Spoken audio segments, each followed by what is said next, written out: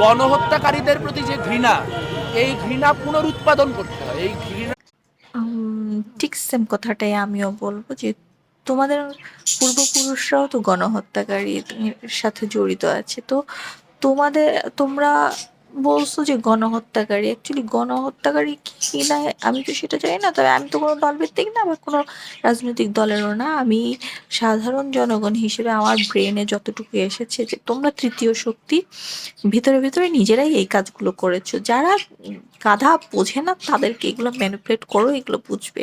আর তোমাদের প্রতি আমাদের ঘৃণা আজীবন জন্মেই যাচ্ছে, এবং তোমাদের পূর্বপুরুষদের প্রতি তো ঘৃণাটা ছিল আগে থেকেই।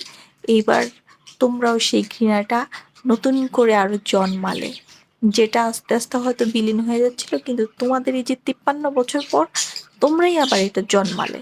আর এটা আজীবন আগামীতেও থাকবে, আমাদের প্রজন্মকেও আমরা এটাই শেখাবো।